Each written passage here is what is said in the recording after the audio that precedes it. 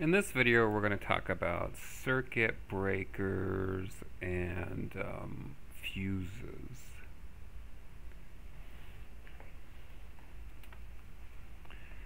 And so here I'm showing a circuit breaker panel that you might find in a building.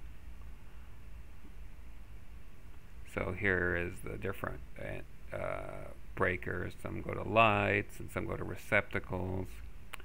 And a circuit breaker is a safety device that automatically turns off the current to receptacles. It's connected to when a current exceeds its limit. So if the current going through this circuit breaker gets too high, then it basically what we call the circuit breaker trips. And this switch, say this switch right here, will flip over and turn off. You can activate manually. That means you can turn it off and on manually, and you can do it over and over again. And like I said, you find these on buildings. So the power company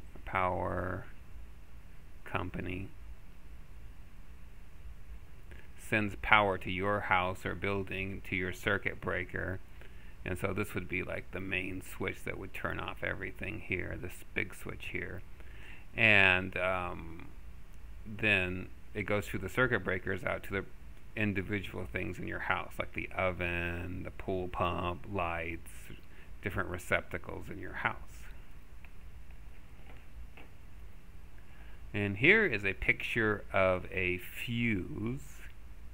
And so in reality, this is only like a ½ inch big type of device. It's not this gigantic as you see on the screen. So a fuse is a safety device that melts a wire when excessive current flows through it. So here's the wire inside the fuse. And when that melts, we say when it melts or blows, the electricity can no longer flow and you've created an open circuit. And it is installed in appliances. You'll find them in cars also.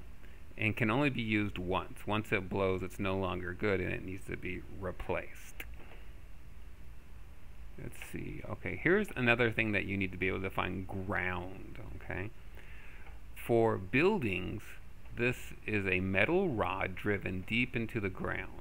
Okay, and if you look at a standard plug receptacle on your wall, you'll see like a little guy, little hole, and a slightly longer hole, and then a bottom hole here. And so the little one is called the hot. That's the power coming in, and the neutral is the return back to, because remember in a circuit the power wants to go out and then it wants to go back to the supply, and so the neutral is the back to the supply. And this hole at the bottom is connected to the ground. Okay, and I say here it is for safety. In the case of lightning strikes, lightning has a path back to Earth. Okay, and so if a lightning hits your house, instead of your house catching on fire, then it can go to ground. In the event that a hot wire, so that's a wire that's coming out of this hot terminal, comes in contact with the metal chassis of an appliance, the electricity has a path back to the utility, a path back to neutral, instead of when you touch the chassis. So instead of the path being through you back to ground, it has a path back to neutral. And this type of event where you have a hot wire that touches by some accident or wear or use, it's touching the metal chassis. And this is called a ground fault. Okay. And so here I'm shown that same circuit panel, and then you have 3 wires coming from the utility company, the power company. Utility company, okay? 2 of them are hot, which I represent black, and then 1 of them is neutral, the gray line. Okay, that's the path back to the utility, okay? And here at the bottom I say warning, and so this is basically for instructional purposes only. You should not be messing around with the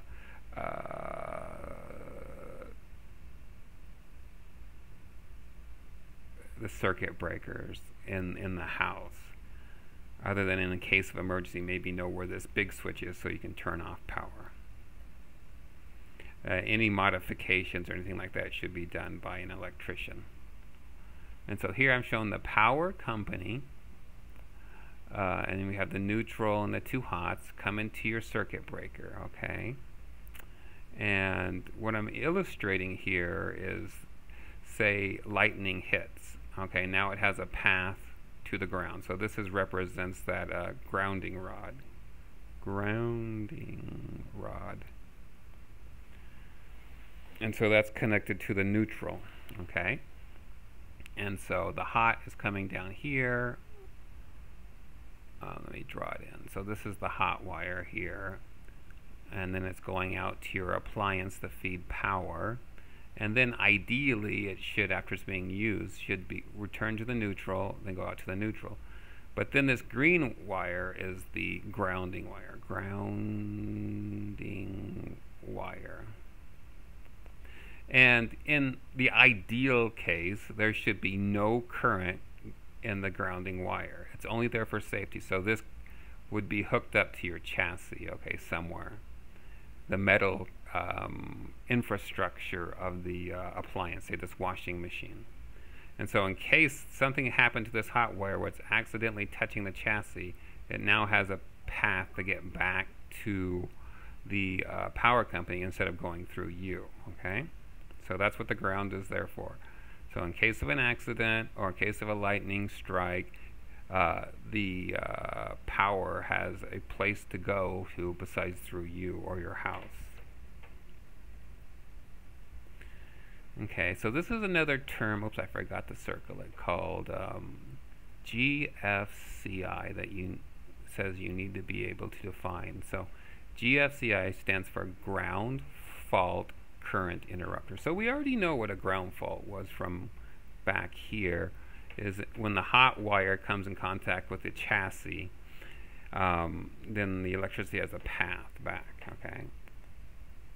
And so a ground fault, or GFCI, are an electrical outlet designed to protect you from an electrical shock, okay? And you can see that this one is the ground fault because it has these two buttons and LED here. So LED, so light emitting diode right here. So it would be not on, or red or green.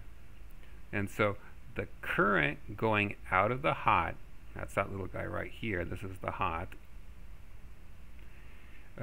should equal the current returning to neutral. Okay, remember the circuit. Again, we want the power to go out to the circuit and then go back to the neutral.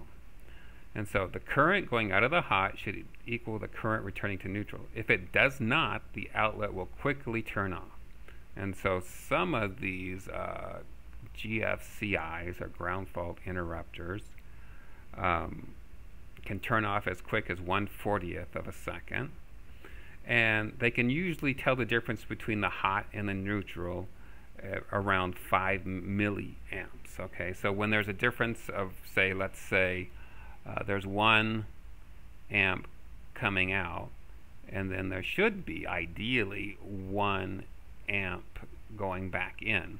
And so if there is a difference between these two, and so in this situation 1 amp, 1 amp, so we have 1 amp minus 1 amp equals 0. And so the GFCI is happy. But when this difference becomes 5 milliamps or greater, then the current to that outlet will be turned off, and in some cases up to 1/40th of a second. And so you usually have these installed in your house anywhere there is a potential for water. And so if an appliance fell in a water, then the electricity has some other path to go to, then immediately you want to turn the current off. Okay.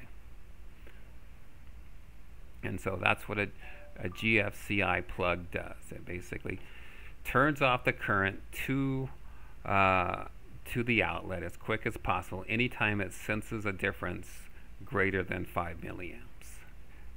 And that difference is from going out of the hot into the neutral.